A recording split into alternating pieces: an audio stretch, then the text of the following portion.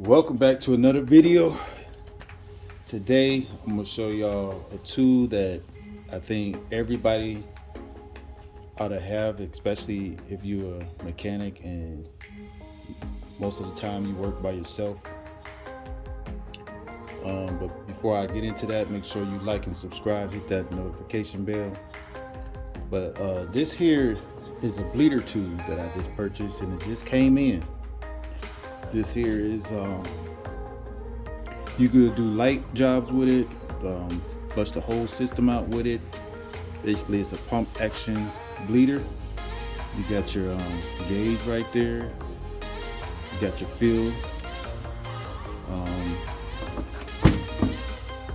You got your hose that goes to. But let me start off with all this. What all came? This is your bleeder tube. Then you have a bottle here. This bottle here is for to catch the old fluid that you bleed out your system. You have your adapter here. This adapter is the one that comes with the pump, with the bleeder. And this is one I had to order for this Nissan that I have to do. So you want to make sure that let me take it out of the wrapper here. You want to make sure that you order the right one for you. Like I said, this one here comes with it. This one here. So you want to make sure that this will work for your vehicle. But however, this does not work for the Nissan. So you need to research and see which one you actually need. Now the one for Nissan is this one here. It's totally different. You want to see the difference in both of them. It's totally different. So make sure you have the right one before you can start this job. And then you have your catch bottle. You also have a magnet on the side, so when you bleed out the system, you can just put that right on the body or wherever you want to put it. They even have a hanging mechanism if you want to use that. You also have the tube. One end goes onto the cap here, just like so, and the other end goes onto the bleeder valve. So I'm going to show you how to use this because I have to bleed out this vehicle because I had to take the motor out, and taking the motor out I had to take the master cylinder off. But you have your gauge here. I would not recommend you go over 16 psi, but you want to do your own due diligence and see what psi works for your vehicle. I usually do 10 psi. That should be enough pressure to get to the back. Like I say, you have your fill, where you fill it up. You can also your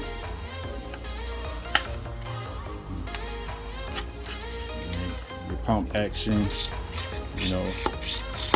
And I'm gonna show y'all on the vehicle. This basically just go on the master cylinder itself on the reservoir. But I'm gonna show y'all how to use this too. All right, I'm gonna start this procedure, and I'm gonna show you how to do this here. You may need a turkey baster, just in case you have too much fluid at the end. For me, I like to fill it up before I even start this. And basically, you screw this on.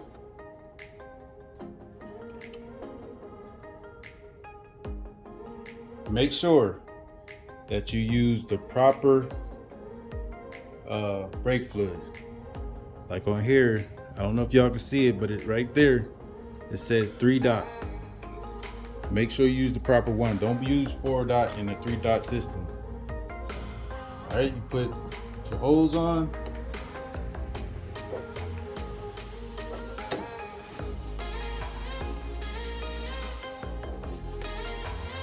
Just like so.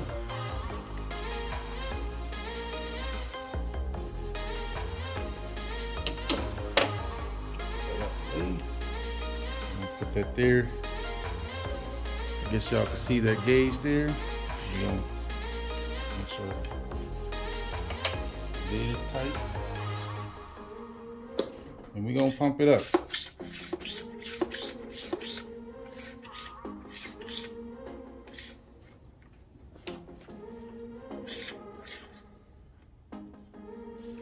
Right.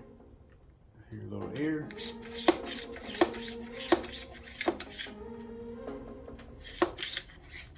So if you hear a little air, that means something needs to be tightened out, either this cap or this cap here. As you can see, I'm almost at 10 PSI. And that's where I'm going to do it on. You don't want to go too high.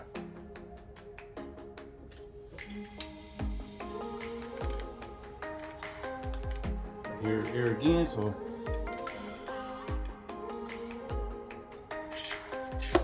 it's not sealing too well, but all right, there it is.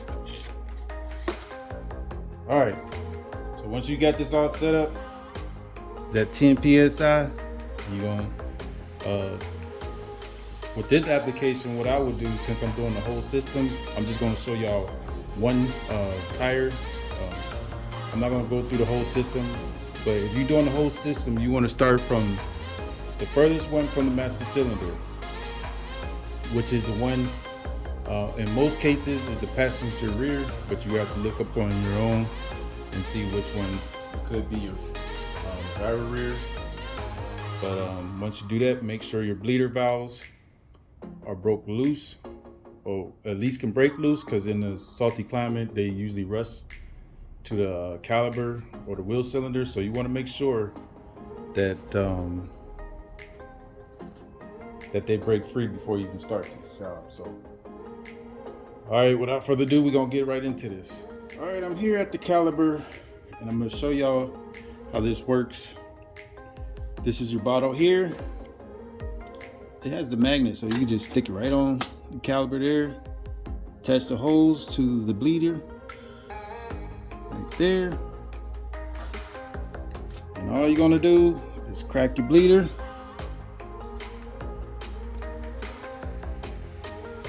You don't have to crack it wide open. Let me get it down a little bit.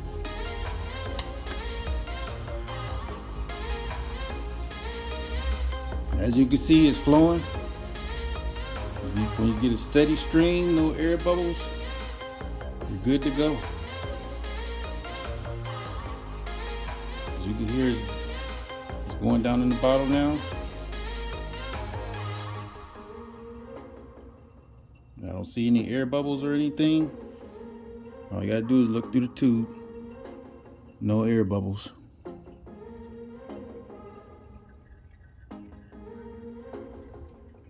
That means it's good to go. But I'm gonna let it some more in. As you can see how dirty that looks. So I'm gonna just let it drain down a little bit more.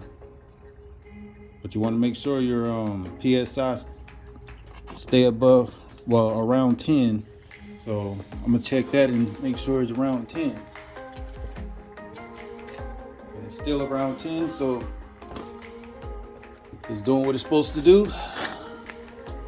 I'm just trying to wait till it clear up a little bit. Basically, I'm just draining the whole line out and putting new fluid in there.